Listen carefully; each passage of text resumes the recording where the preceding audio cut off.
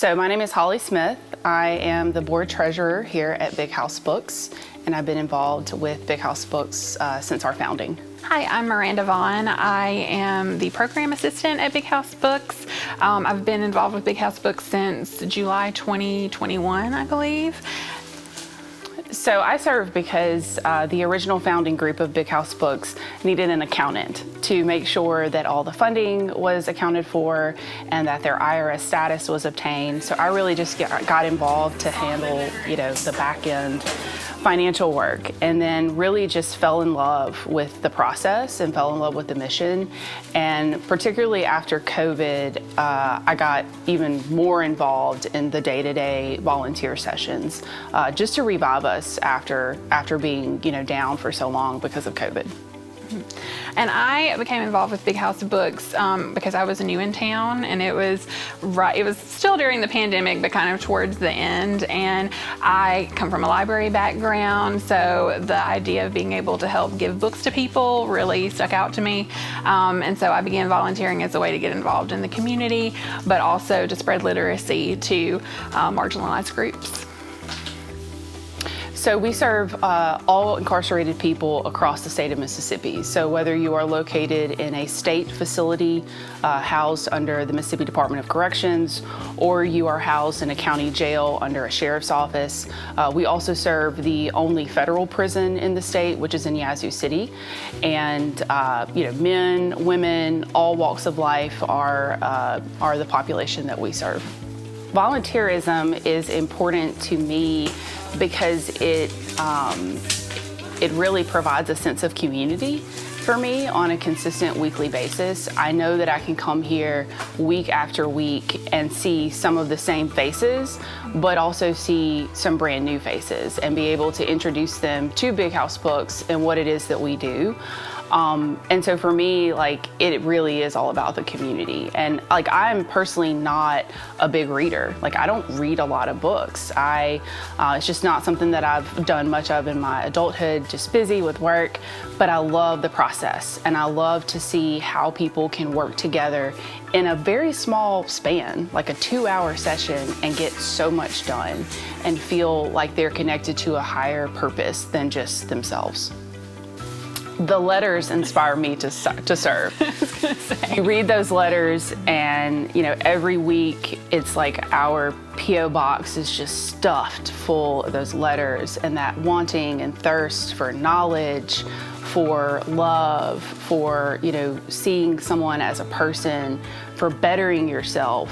The contents of the letters that we receive run the gamut from I'm just trying to read to escape my current condition, to I'm trying to better myself, I'm getting out soon, I want to be a better person for my family and for my community, to I didn't get my GED, I came in as a young man and I really need to get my GED to be able to have an opportunity to get a job.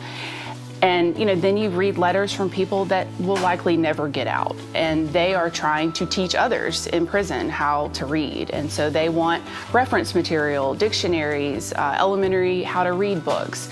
And so you just read all these letters week after week, and you just get sucked in. I mean, you are just enthralled in serving and wanting to get these books into these very hungry hands each week.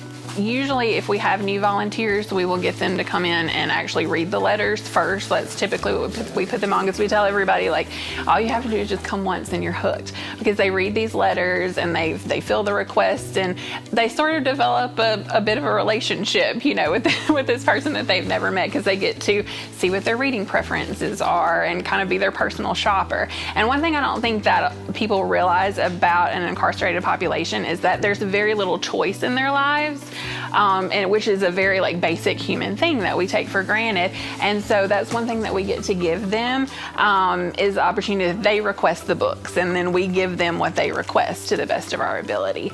And so the letters definitely for me are the main thing that keeps me going, because you just see how grateful they are, and you're able to give them more than just a book. You're able to give them that sense of humanity and that sense of choice that they don't get regularly. I will also say that another inspirational part of volunteering here is the volunteers, right?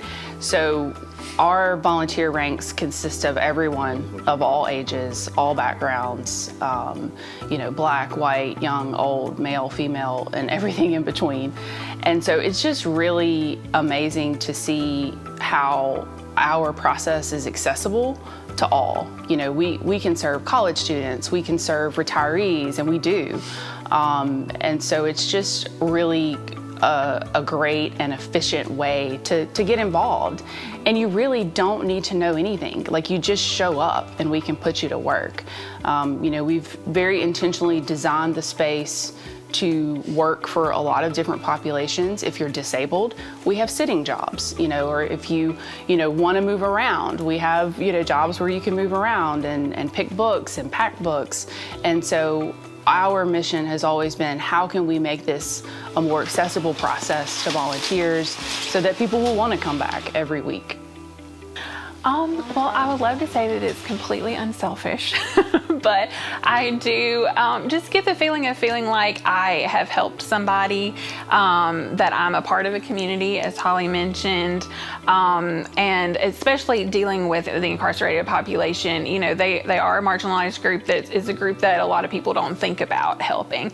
And so I feel like I can be really useful in that vein. Enjoy the sense of community that comes with working with other volunteers, as well as getting the letters from people telling us, oh, the books that you picked out for me were wonderful, can I have some more? It's all very, very fulfilling. My favorite memory, probably most recently, is we set up at Wells Fest last year. We'll set up at events on occasion and just let people know who we are and put ourselves out there.